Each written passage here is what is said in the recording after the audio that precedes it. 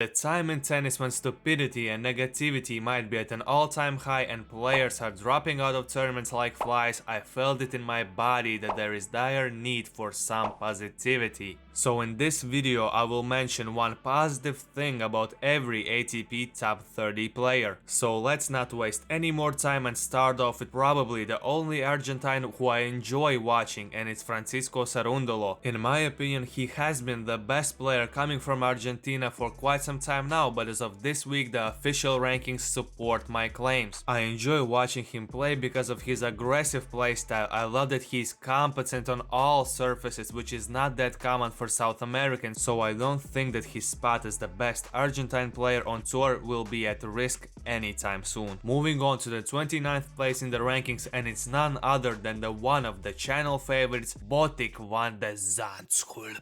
And to be fair, even though it is really fun to pronounce his name, it is hard to find positives for him after the choke against Holger Rune in the Munich finals, but I'll try. I mean, at least he got to the finals, I guess, and he got to feel the heartbreak that might make him angrier and more determined for the future. And as we all know, tennis players have to have short memories because there's always the next week. There is always a chance to bounce back and make everybody forget about your previous shortcomings. So the positive for Botic is the fact that there is always the next tournament where he can show out. The first injured player of the top 30 is Sebastian Korda, who we last saw at the Australian Open playing some solid tennis. But unfortunately, as we all remember, he suffered a wrist injury in a match against Carreno Busta. Wrist injuries have been notoriously hard to come back from, but the positive aspect of it all is that Korda is only 22. There is no point in rushing his rehab from the injury. Time is on his side right now, and there is no doubt that Sebastian is a talented player. So hopefully this is one of those situations where a player takes one step back to take two steps forward. Denis Shapovalov hasn't won in consecutive matches since the Australian Open, so naturally there isn't anything positive to highlight, and I won't try to pull out positives out of thin air. So instead of complimenting his tennis, I will confidently say that he's the best rapper out of the top 30. Who knows, maybe that's a compliment that he would like to hear from others. 26th best player in the world right now is Nick Kyrgios, and here I probably won't say anything new, but whether you love him or you hate him, he always brings something out of the spectators. No matter how hard some people try to pretend that he isn't a valuable asset for tennis, at the end of the day, he is. So I am glad to see that the recovery from his knee injury is going pretty well, and I can't wait to see him light up grass courts in the summer.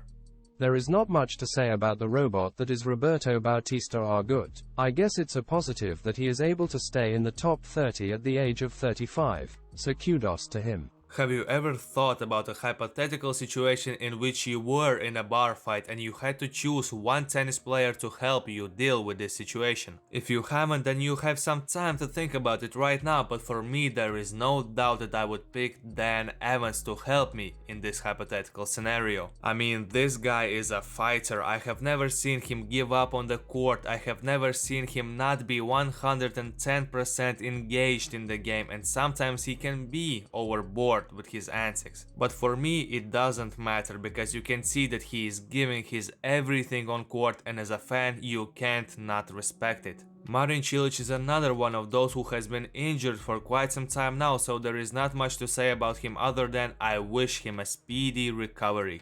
I wanted to make the same joke that I made about Bautista-Agut for Pablo Carreno Busta, but that seemed harsh in this situation because we haven't seen him play since Rotterdam. But this week he is finally returning to the tour after a 2-month hiatus. I can think that he is boring, I can think that he is non-essential, but with all that being said, he has shown to everyone that he is a formidable opponent and there are no easy matches against him. The start of the season has been very difficult for Matteo Berrettini. Injuries have ruined any sort of ability to get into rhythm during the season, and even when he did play, he didn't set the world on fire. Now he is injured again, but at least based on his comments on the injury, it doesn't seem like he will be out for a super long time, and we can take that as a positive because there is still a full month until French Open, and I feel like there is a good chance that we will see him ready for the second Grand Slam of the year. Borna Coric wasn't able to carry over his great form from the end of the last season, which is kinda disappointing because I enjoy watching him play, but recently he has suffered 5 defeats in a row, mostly against players that he should beat. He desperately needs that win for his confidence, and in my opinion he has an opportunity to do so at the Madrid Masters, as he has relatively easy second round matchup there. There is no point in looking further than that because Borna needs to just take things one step at a time to get out of the slump that he is in right now. Alex de Minaur is one of those players that is annoying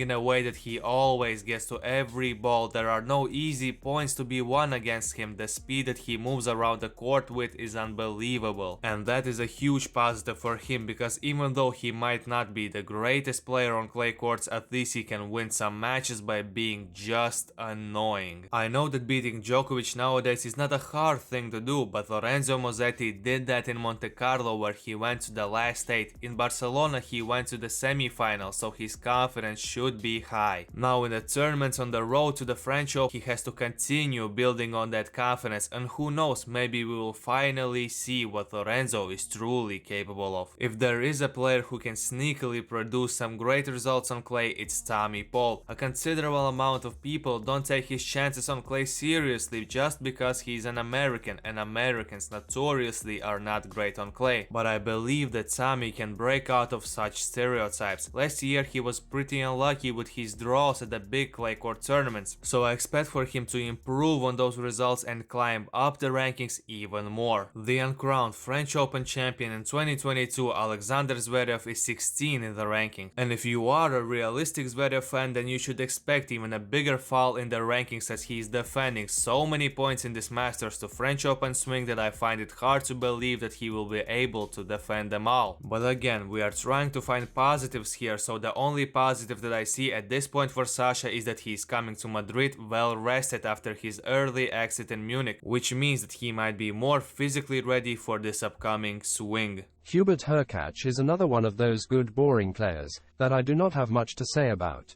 He is a solid player, that's it I guess lol. It's unbelievable to see Rafael Nadal this low in the rankings, but it's the reality nowadays. Last time when Nadal fans were happy was probably at the last French Open, because since then he has been battling through injuries. Tournament after tournament he comes out with an announcement that he is not ready to play yet, which is unfortunate, but unless he retires today, he still is one of the favorites to win the French Open, so I think that his fans should hold on to that hope and believe that we will witness another legendary run on his favorite courts. Cam Norrie is definitely one of the tennis players in the world right now, so that's great for him. Carreno Khachanov is next in the rankings, and you know what, even though he broke my heart at the Australian Open and I still don't like him for it, I can't deny that he somehow gets good results in the tournaments that matter. His ability to flip the switch in such moments is very commendable, so I wouldn't be surprised if he won one of the Masters leading up to the French Open, because he is just that type of guy that could do so. Now let's talk about my favorite player on tour, Frances Tiafoe, and if I am being realistic, it's not looking good, bruv. Even though he finally won his second title of the career in Houston, you can just see in his eyes that he hates playing on clay unless it's a special occasion. We won't even talk about his choke against Rusev, so the positive that I see for Francis is that it probably won't get any worse for him. The highest ranked American, Taylor Fritz, has produced some unexpectedly great results on clay in these last 2 tournaments, which means that he can play on clay. And because of that, I believe that he can improve on his career best 3rd round appearance at the French Open. After looking through rankings, it seems like everyone is either injured or just returning after injury, and that's the case for Felix Auger-Aliassime. I don't expect for him to come out guns blazing in Madrid, but fortunately for him he has a month to get into his groove for Roland Garros and produce a great result there. Bro, how many in the top 30 are dealing with health problems? I'm tired of it, so kids, remember that health is wealth. But in Sinner's case, I feel like he and his team are just being cautious with Jannik, and that is why he's not playing in Madrid. Sinner has been at the brink of greatness for quite some time now, but unfortunately he's prone to a loss in a situation where he's close to doing something great. But as a positive thinker, I feel like that sooner or later that glass ceiling will finally be broken and he will win a big tournament once again. My boy Holger Rune took revenge on Wanda Zandschulp for his painful loss in Monte Carlo, which means that Holger didn't let that influence his confidence and his abilities. And now that his favorite part of the season is coming up based on his previous results, I can't help but feel encouraged by him this season. And unless fatigue starts setting in for him, I don't see a reason why he couldn't at least battle for the titles in Madrid, Rome, or even Paris.